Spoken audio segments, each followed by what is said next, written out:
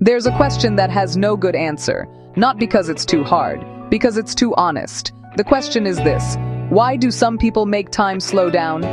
Not metaphorically, literally. You're mid-sentence, mid-step, mid-thought, and then something shifts. A presence enters the frame, and your nervous system quietly files a report. Something significant is happening. Stand by. Scientists call it involuntary attention capture. Poets call it awe. Most of us just call it Tuesday, when she walked in. Tonight, we're not going to pretend that's an accident. We're going to trace it, decode it, name it. Because what you've been experiencing your whole life as feeling is actually something much older, much more deliberate. Welcome to the Goddess Blueprint. Sit with it. This one takes a minute. Before language, there was the body. Before philosophy, religion, poetry, music, before any of that, there was this, a shape that communicated everything without opening its mouth. And a woman's body is still doing that. Constantly, fluently, in a dialect that bypasses your brain and speaks directly to something older. Let's read it. The shoulders first, because that's where composure lives. Relaxed but present, soft but grounded. The body's way of saying, I have arrived, and I am not nervous about it. Then the neck, long, deliberate, carrying the head like it's something worth carrying, which it is. Then the clavicle, that curved horizon line between face and form. Sculptors have been obsessed with it for 3,000 years. Not because it's dramatic, because it's true. It's the body telling the truth about its own elegance. And then, the waist. The waist is not a measurement. It's a transition. It's the moment in the sentence where everything changes, where the breath catches, where the eye stops, recalibrates, and prepares to continue somewhere it wasn't sure it was allowed to go. The hips follow, and they don't ask permission. They are the oldest argument for balance in the natural world, wide enough to suggest the whole of the earth, curved enough to make straight lines feel like they've been doing it wrong this whole time. This is not seduction. This is structure. This is the body fulfilling its original design brief to be undeniable. There's a category of beauty that doesn't work in photographs. You can, see it in photographs, but you just can't feel it. And a woman's body, at its most magnetic, really lives in what it feels like to be near it. The skin is where this lives. I'm not talking about flawlessness. I'm talking about presence in the surface. The way certain skin seems lit from somewhere internal. The way it holds warmth. The way it tells time differently than the rest of us. Softer where it's been held, marked where it's been tested, luminous where the sun found it, and, well, stayed too long. Stretch marks are what happens when the body outgrows its previous limits. Freckles are what happens when summer signs its name. Scars are proof of edit history, of revision, of survival. And when all of that is gathered in one form, moving, breathing, catching light, you're not looking at a body. You're reading a document. Now the thighs.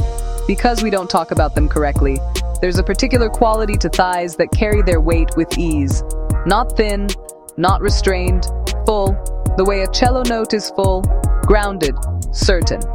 Moving with the kind of unhurried authority that makes you realize everything else around them is, honestly, rushing. And the small of the back, that private architecture, which curves like a question you keep meaning to ask, but forget when the answer is right there. Now, everything I just described, that's a still life. Beautiful.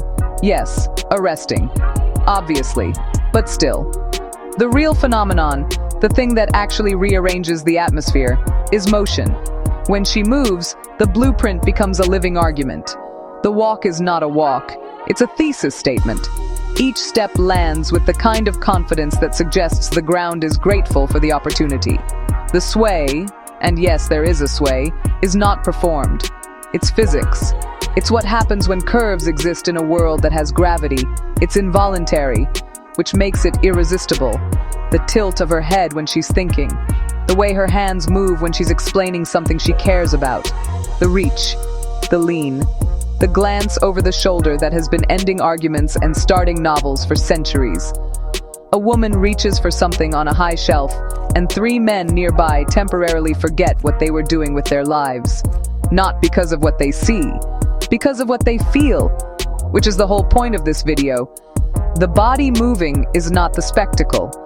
The feeling the body creates, in the room, in the air, in the chest of whoever is paying attention, that's the architecture. That's the blueprint. We should acknowledge the men watching this. You're thinking, what about us?